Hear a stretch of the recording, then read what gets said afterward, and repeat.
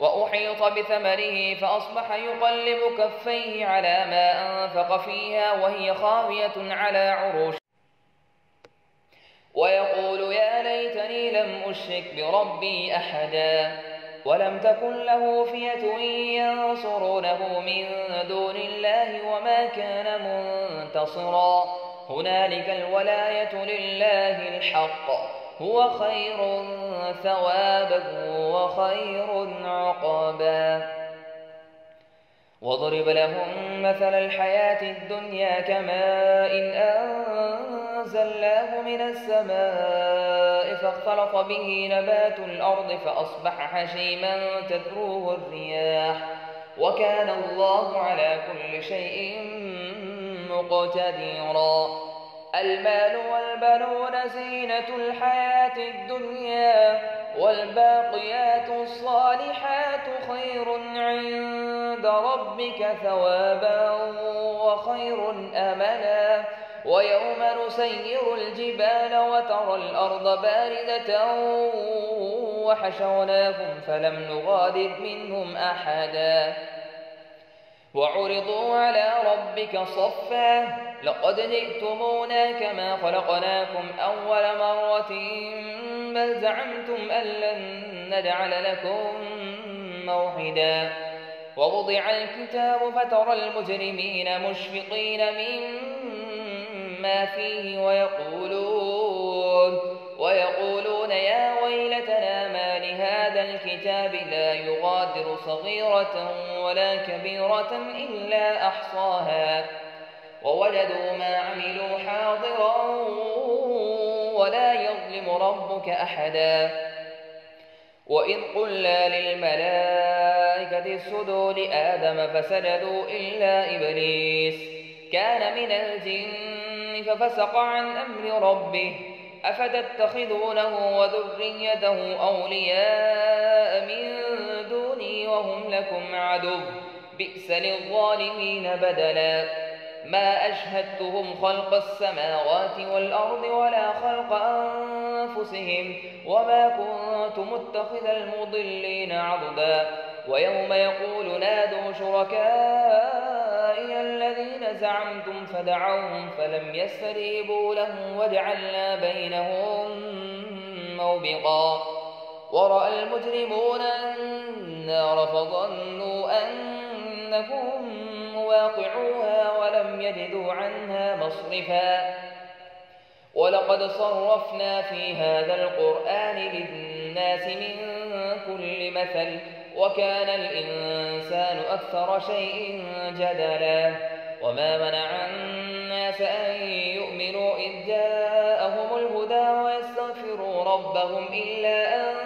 تأتيهم سنة الأولين أو يأتيهم العذاب قبلا وما نرسل المرسلين إلا مبشرين ومنذرين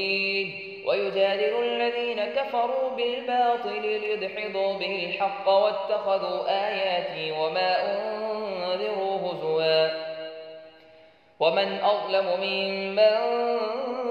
ذكر بآيات ربه فأعرض عنها ونسي ما قدمت يداه إنا جعلنا على قلوبهم أكنة أن يفقهوا وفي آذانهم وقرا وإن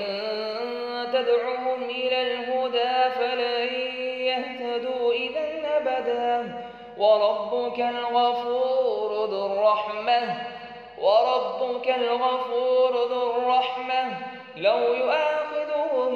بما كسبوا لعجل لهم العذاب بل لهم موعد لن يجدوا من دونه موئلا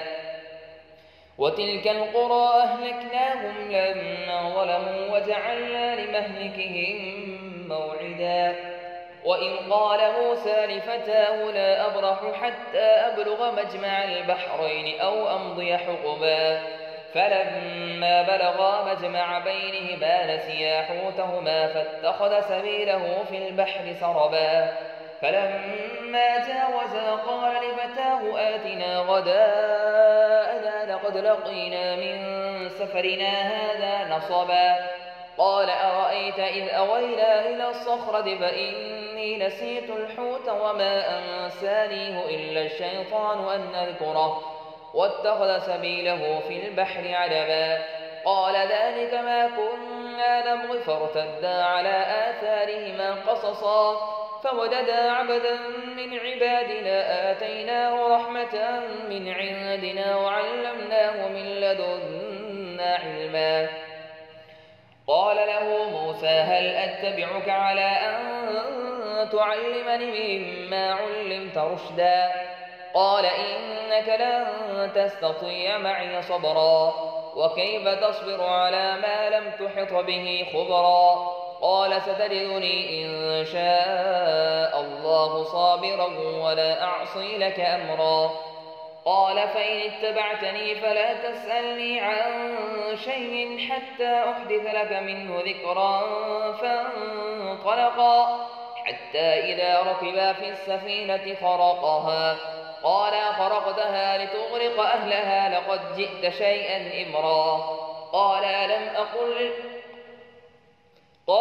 أقل إنك لن تستطيع معي صبرا قال لا تؤاخذني بما نسيت ولا ترهقني من أمري عسرا فانطلقا حتى إذا لقيا غلاما فقتله قال قتلت نفسا زكية بغير نفس لقد جئت شيئا نكرا قال ألم أقل لك إنك لن تستطيع معي صبرا قال إن سألتك عن شيء بعدها فلا تصاحبني قد بلغت من لدني عذرا فانطلقا حتى إذا أتيا أهل قرية استطعما أهلها فابوا أن يضيفوهما فوجدا فيها جدارا يريد أن ينقض فأقامه قال لو شئت لاتخذت عليه أجرا قال هذا فراق بيني وبينك سأنبئك بتأويل ما لم تستطع عليه صبرا أما السفينة فكانت لمساكين يعملون في البحر فأردت أن أعيبها وكان وراءهم ملك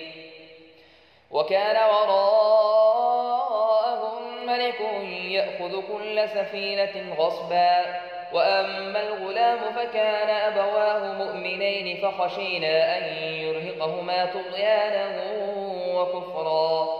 فأردنا أن يبدلهما ربهما خيرا منه زكاة وأقرب رحما وأما الجدار فكان لغلامين يتيمين في المدينة وكان تحته كنز لهما وكان أبوهما صالحا فأراد ربك أن يبلغا أشدهما ويستخرجا كنزهما رحمة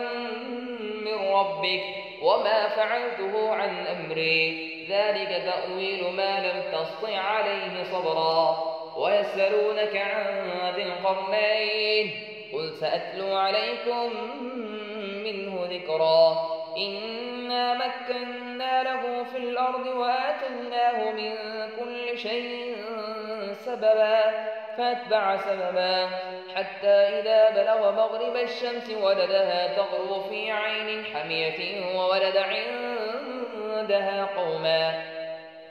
قل لا يا ذا القرنين إما أن تعذب وإما أن تتخذ فيهم حسنا قال أما من ظلم فسوف نعذبه ثم يرد إلى ربه فيعذبه عذابا نكرا وأما من آمن وعمل صالحا فله جزاء الحسنى وسنقول له من أمرنا يسرا ثم أتبع سبابا حتى إذا بلغ مطلع الشمس وجدها تطلع على قوم لم نجعل لهم من دونها سترا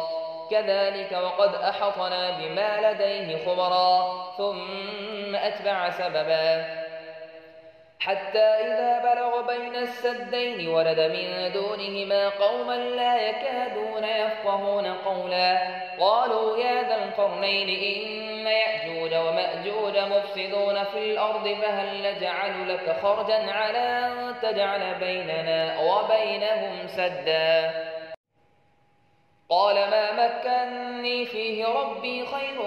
فأعينوني بقوة أجعل بينكم وبينهم ردما آتوني زبر الحديد حتى إذا ساوى بين صدفين قال انفخوا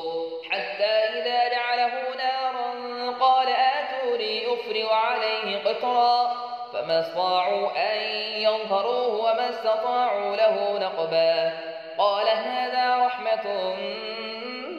من ربي فإذا جاء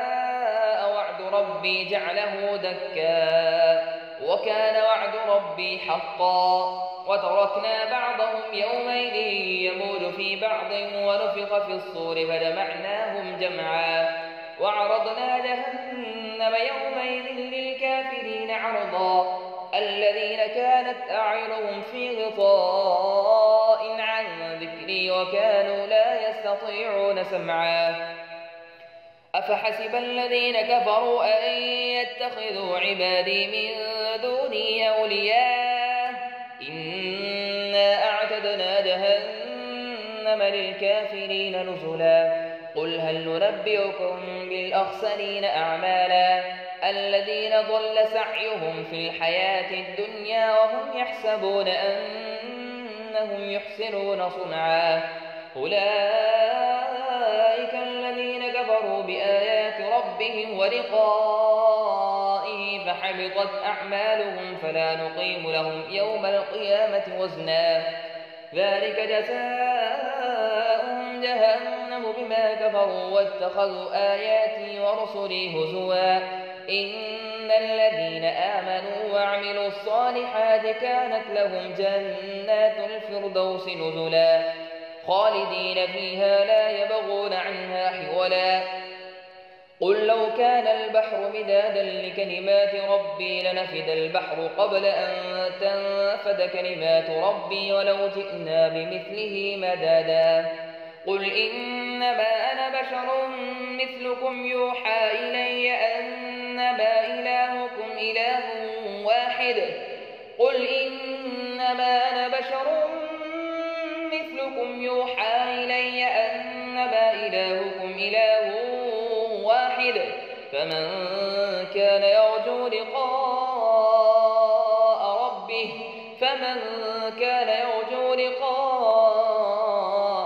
ربه فليعمل عملا صالحا ولا يشرك بعبادة ربه أحدا.